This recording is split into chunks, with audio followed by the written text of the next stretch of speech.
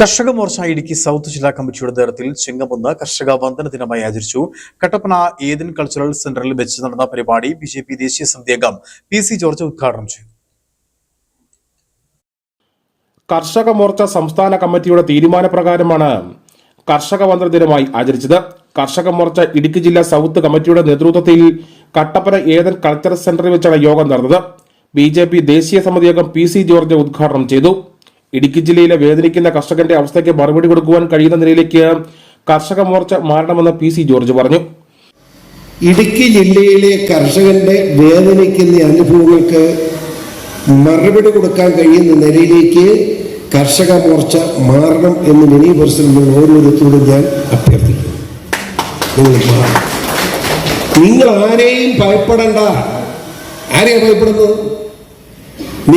നിങ്ങളുടെ കാര്യം പറയാൻ ആരുടെ മുഖത്ത് നോക്കേണ്ട കാര്യമില്ല. ഒരു നേതാവിന് ഇഷ്ടപ്പെടോ? ആ നേതാവിന് ഇഷ്ടപ്പെടില്ല, നേതാവിനെ വഴിക്ക് പോട്ടെന്ന് നിങ്ങൾക്ക് പറയാനുള്ളത് നിങ്ങൾ പറയണം. ആ നിലയിൽ മാറ്റം ഈ നാട്ടിൽ ഉണ്ടാക്കാനുള്ള ശക്തമായ ഇടപെടൽ നിങ്ങളുടെ ഭാഗത്ത് ഉണ്ടാവണം തന്നെയാണ് എൻ്റെ അഭിപ്രായം. ഇവിടെ മുഴുവൻ പേർക്കും പട്ടയം കൊടുക്കുന്ന നടപടി വേണം. ഒരു ആയിരക്കണക്കിന് ആളുകൾക്ക് പട്ടയം കൊടുക്കാൻ അറിയാം. എന്തുകൊണ്ട് കൊടുക്കുന്നില്ല? അതുപോലെ തന്നെയല്ലേ കാട്ടുമൃഗങ്ങളുടെ ശല്യം കൊണ്ട് കൃഷിക്കാരന്റെ അകവാള് വെട്ടിയിരിക്കുകയാണ്. ജീവിക്കാൻ പറ്റാത്ത നിലയാണ്.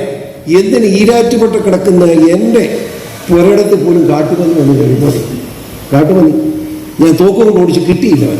ഇല്ലേ അവരെ കാർഷിക മേഖലയിൽ പ്രാവീണ്യം നേടിയ കർഷകരെയും യുവ വനിതാ കർഷകരെയും സംരംഭകരെയും വിദ്യാഭ്യാസ മേഖലയിൽ മികച്ച വിജയം കരസ്ഥമാക്കിയവരെയും കലാകായിക പ്രതിഭകളെയും ചടങ്ങിൽ വെച്ച് ആദരിച്ചു.